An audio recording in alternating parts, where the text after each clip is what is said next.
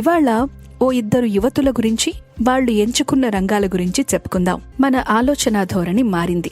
కెరియర్ని ఎంచుకోవడంలో ఒకప్పటిలా లేదు నేటి యువత. డిఫరెంట్ ఫీల్డ్లో అడుగు పెట్టడంతో పాటు సమాజానికి కూడా ఉపయోగపడేలా వాళ్ళ కెరియర్ని ఎంచుకుంటున్నారు. అదే ప్రత్యేకత. అలాంటి అమ్మాయిలే వీళ్ళిద్దరూ కూడా.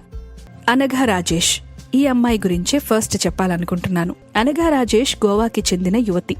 Bits Pilani student. చిన్నప్పటి నుంచి కూడా పరిశోధనలంటే ఇష్టం. పోషకాహారం మీద, మానసిక ఆరోగ్యం మీద, న్యూక్లియర్ టెక్నాలజీ మీద, ఇలా డిఫరెంట్ ప్రాజెక్ట్స్ మీద ఆమె వర్క్ చేసింది. తన ఇంట్రెస్ట్లు అలా ఉన్నాయి. ఆమె ఆసక్తికి తగినట్టుగా ప్రాజెక్ట్స్ని ఎంచుకోవడం, పరిశోధన చేయడం, ఆ అంశాల మీద అవగాహన కల్పించుకోవడం ఆమె ప్రత్యేకత. అంతేకాదు, తాను తెలుసుకున్న విషయాల గురించి పత్రికలకు వ్యాసాలు కూడా రాస్తూ ఉంటుంది. తన పని తనకి బోలెడంత సంతృప్తినిస్తుందట. ఇక ఈ అమ్మాయికి మొదటి నుంచి కూడా సోషల్ సర్వీస్ మీద చాలా శ్రద్ధ. సమాజానికి సేవ చేస్తూ నలుగురిలో స్ఫూర్తిని నింపాలని అనుకుంటూ ఉంటుంది. అలాగే సమాజంలో కొన్ని విషయాల పట్ల మార్పు తప్పనిసరి అని భావిస్తూ ఉంటుంది. ఏదో ఒకటి చేయాలి అన్న ఆలోచనతోనే చదువుకుంటూ ఉందట. అయితే 2019లో ఒక సంఘటన జరిగింది. వాళ్ల అంకుల్ ఒకరు మానసిక సమస్య బారిన పడ్డారు. స్కిజోఫ్రెనియా. మన ఆలోచనల మీద, మన ప్రవర్తన మీద తీవ్రమైన ప్రభావం చూపించే మానసిక రుగ్మత అది. అయితే ఆయనకు తెలుసు తానేదో ఇబ్బంది పడుతున్నారని. కుటుంబ సభ్యులకే తెలుసు. కానీ వైద్య సహాయం మాత్రం తీసుకోలేకపోయారట. అలా వెళితే చుట్టుపక్కల వాళ్లు ఏమనుకుంటారో, మానసిక సమస్యలున్నాయి అని అందరికీ తెలిస్తే తనని ఎలా చూస్తారో, ఇలా రకరకాల అపోహలతో అతను వైద్యం చేయించుకోవడానికి నిరాకరించారట. కుటుంబ సభ్యులు కూడా ఆయనకు వంతపాడారు. సో మొత్తంగా తనకు మానసిక సమస్య ఉందని గుర్తించినప్పటికీ చికిత్సకు మాత్రం అతను వెళ్లలేదు. అప్పుడే దీని గురించి ఆలోచించడం మొదలుపెట్టారు అనఘ రాజేష్. 1, మానసిక రుగ్మతలు మనల్ని ఎంత కుంగదీస్తాయో తెలుసుకుంటే, 2, ఇలాంటి సమస్యలని దూరం చేసుకోవాలన్న ఆలోచన లేకపోవడం తనకి విచిత్రంగా తోచింది. అందుకే మానసిక ఆరోగ్యానికి సంబంధించిన అవగాహన అందరికీ కల్పించాలని పూనుకున్నారు. ఇక దాని గురించి పరిశోధన చేయడం మొదలుపెట్టింది.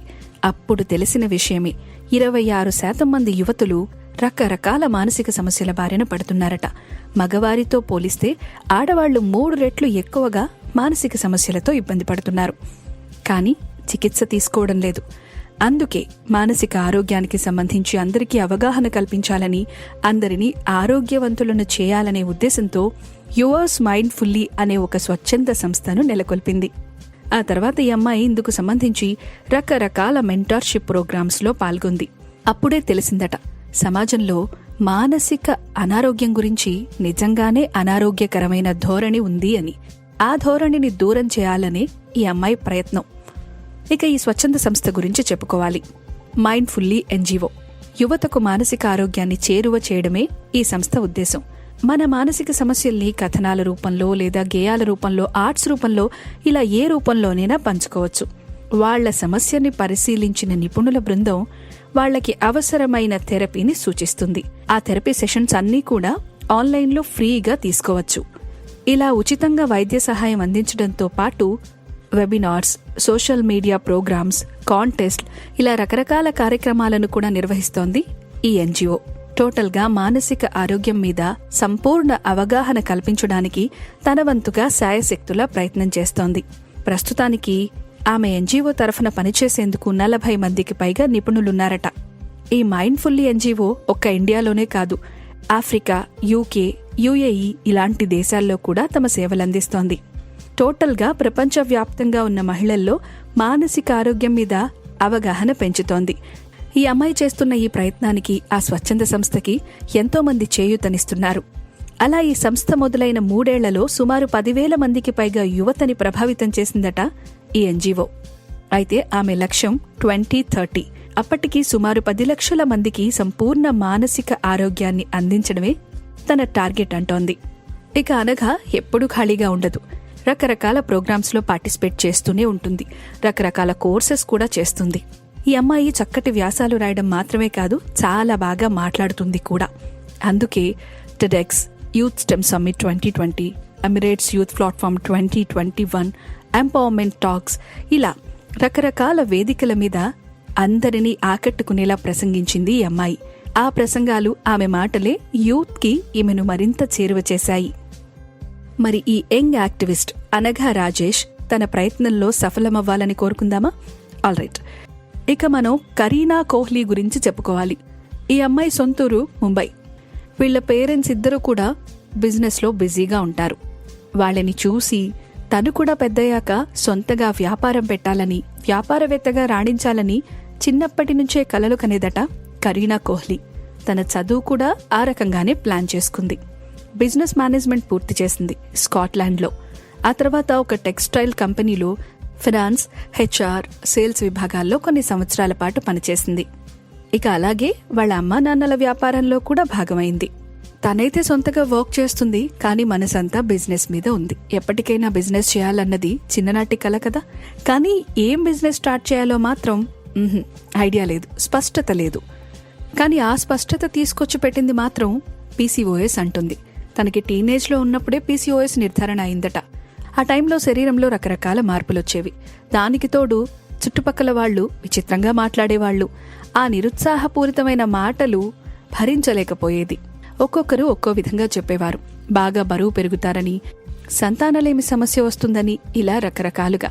ఆ మాటలు ఆమెను మరింత కుంగదీసేవట. డాక్టర్ని సంప్రదించిన తర్వాత గానీ దాని గురించి ఒక అవగాహన రాలేదు. పీసీఓఎస్ అయితే దీర్ఘకాలిక సమస్యే, కానీ అదుపులోకి తెచ్చుకోగలిగిన ఆరోగ్య సమస్య. మరి అలాంటప్పుడు ఎందుకు దిగులు పడ్డం అనుకుంది. అనుకోవడం మాత్రమే కాదు, ఆ దిగులుని చాలా మంది మహిళల నుంచి దూరం చేయాలని భావించింది. బికాస్ చాలా మంది మహిళలు ఆరోగ్యం విషయంలో ఇటువంటి సమస్యలను ఎదుర్కొంటున్నారు. బోలెడంత ఒత్తిడిని అనుభవిస్తున్నారు. ఆ ఒత్తిడిని దూరం చేయాలంటే ముందుగా వాళ్లలో ఆరోగ్య స్పృహ పెంచాలి. ఈ సమస్యల గురించి అవగాహన కల్పించాలి. ఈ ఆలోచనతోనే 2020లో బేబీ స్పేస్ పేరుతో ఒక వెబ్సైట్ను స్టార్ట్ చేసింది. అన్ఫార్చునేట్లీ అదే టైంలో కరోనా కూడా మన దేశంలోకి అడుగుపెట్టింది.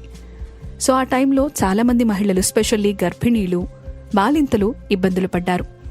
సో కరీనా కోహ్లీ ఆ టైంలో వాళ్లకి సంబంధించి బోలెడంత ఉపయోగపడే సమాచారాన్ని తన వెబ్సైట్ ద్వారా అందుబాటులో ఉంచింది. ప్రెగ్నెంట్ ఉమెన్తో పాటు బాలింతలు ఎదుర్కొంటున్న సమస్యలను దృష్టిలో పెట్టుకుని వాళ్లకి సంబంధించిన ప్రతి చిన్న విషయాన్ని కూడా ఆమె వెబ్సైట్లో ఉంచేది. అంతేకాదు, రకరకాల సమస్యల మీద చిన్న చిన్న పరిశోధనలు చేసి ఎంతోమంది నిపుణుల ఫీడ్బ్యాక్ తీసుకుని ఆ సమాచారాన్ని అందుబాటులో ఉంచేది. సంతానలేమి సమస్యలవ్వచ్చు, లేదంటే ప్రెగ్నెన్సీ టైంలో వచ్చే ఇబ్బందులు కావచ్చు, బ్రెస్ట్ ఫీడింగ్, ఇంకా సరోగసీ, ఐవీఎఫ్, ఇలాంటి చాలా విషయాల మీద సమగ్ర సమాచారం ఈ బేబీ స్పేస్ డిజిటల్ వేదికలో దొరికేది. క్రమక్రమంగా బేబీ స్పేస్కి ఆదరణ మొదలైంది. దాంతో సంవత్సరం తిరిగే నాటికి యాప్ రూపంలో ఈ సమాచారాన్నంతా అందుబాటులోకి తీసుకొచ్చారు కరీనా కోహ్లీ.